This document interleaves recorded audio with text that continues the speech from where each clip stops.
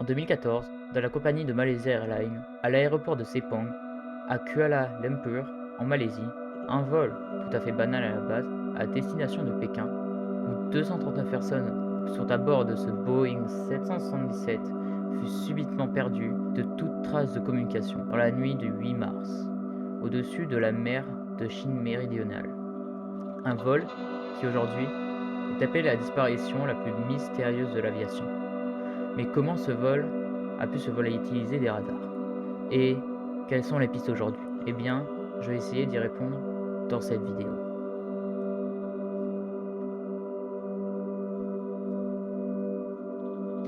Yo tout le monde, c'est Surexix et aujourd'hui on se retrouve pour une toute nouvelle vidéo. Une vidéo très spéciale parce que nous allons parler d'histoire, une histoire assez tragique, puisque nous allons parler aujourd'hui du vol Malaysia Airlines MH370, un vol qui aujourd'hui est encore l'un des plus gros, si ce n'est le plus gros mystère de l'aviation moderne.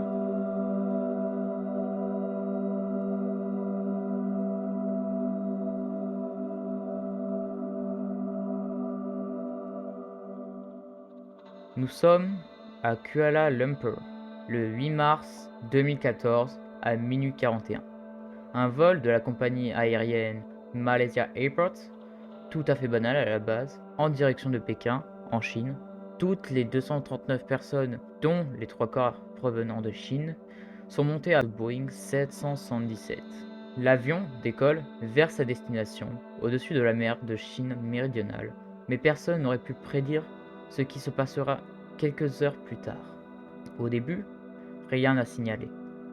Les passagers sont bien, presque aucune turbulence à présager, le vol est toujours sur les radars et les communications sont bonnes. Un vol, tout des plus simples, mais en fait, non.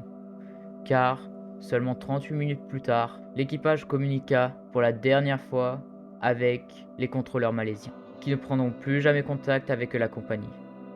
Puis, 2 minutes plus tard, plus aucun signal radar sur les radios. La compagnie est en panique. Mais comment cela peut-il se passer? Se disent-ils entre eux. Essayant de recommuniquer avec ce vol MH370 et de ce Boeing 777, aucune réponse fut entendue, ce qui entraîna la plus vaste et la plus grande recherche de l'aviation, impliquant les marines de la Malaisie, le pays d'où provient le vol, mais aussi la Chine, l'Australie et quelques autres chercheurs dans ce qui pourrait s'appeler une chasse à l'homme en version aviation. Les sous-marins des pays alliés, pour cette recherche, ont ensuite cherché dans une zone d'environ 120 000 mètres carrés au sud de l'océan Indien, ce qui est un record dans une recherche sous-marine. 2 ans après, les débuts de cette expédition océanique en janvier 2017, qui ont coûté environ 200 millions de dollars australiens, soit environ 180 millions de dollars canadiens et 120 millions d'euros, ont été abandonnés car les explorations maritimes devenaient trop coûteuses pour les pays, sans que aucun corps ni aucune trace de l'avion fût retrouvée, ce qui les démotiva. Après ça, plus aucune recherche sous-marine pour but de retrouver cet avion a été refaite. Puis, en 2018, l'Amérique, intriguée de ce vol mystérieusement disparu, fut une offre pour la recherche de ce vol 370, qui comportait 239 personnes à bord de ce Boeing 777, je vous le rappelle. La Malaisie accepte l'offre de la part de la société d'exploration américaine Ocean Infinity. Désolé pour mon accent anglais. Selon cette entente, la société serait payée à condition si elle trouvait l'avion ainsi que les corps des passagers. Durant cette nouvelle recherche, organisée par Ocean Infinity, plus de 120 000 m² encore au nord de la cible initiale ont été explorés. Au fil de ces nouvelles recherches, qui se sont terminées en mai 2018, quelques traces de cet avion de la Malaysia Airlines furent découvertes. Déjà, nous avions une image des traces radar anglais du chemin du vol MH370. On peut y voir que le vol 370, à la base en direction de Pékin, part dans une bonne direction, mais d'un coup, au moment de la perte des radars malaisiens, l'avion changea bizarrement de direction, allant supposément en direction de l'océan Indien, puis encore vers le sud plus tard, où il alla se cracher dans l'océan.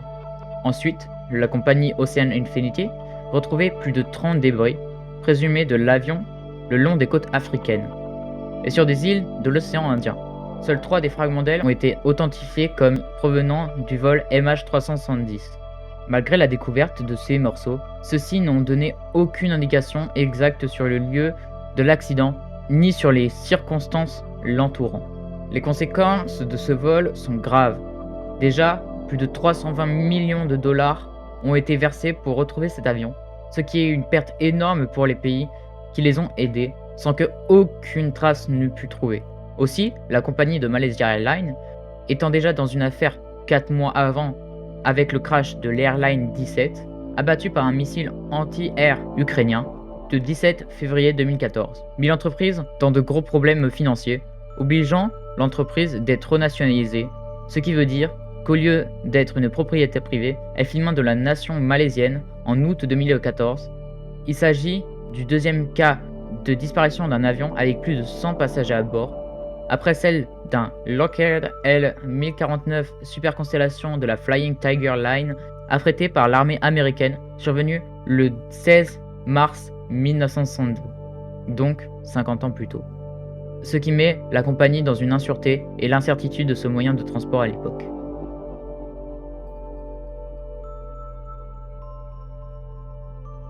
Aujourd'hui, 11 ans après cette catastrophe, nous sommes en 2025, le 24 février. Les recherches de ce mystérieux vol MH370 de la compagnie Malaysia Airports ont été recommencées pour savoir vraiment ce qui s'est réellement passé et où est-il. Pour l'instant, nous n'en savons rien de plus sur ce mystère, qui est encore aujourd'hui, 11 ans après, le plus gros mystère de l'aviation. On espère bien sûr que les traces de cet avion et de toutes ces vies perdues à cause de ce crash soient retrouvées dans ces nouvelles recherches, qui est menée encore par la compagnie de Ocean Infinity, qui ont été très importants pour l'avancement de ce dossier aérien. J'espère que la vidéo vous aura plu. Moi personnellement, j'ai pris énormément de temps à la faire. S'il vous plaît, abonnez-vous en masse à ma chaîne YouTube, ça m'aiderait énormément. C'était XX sur XX, à la prochaine, peace.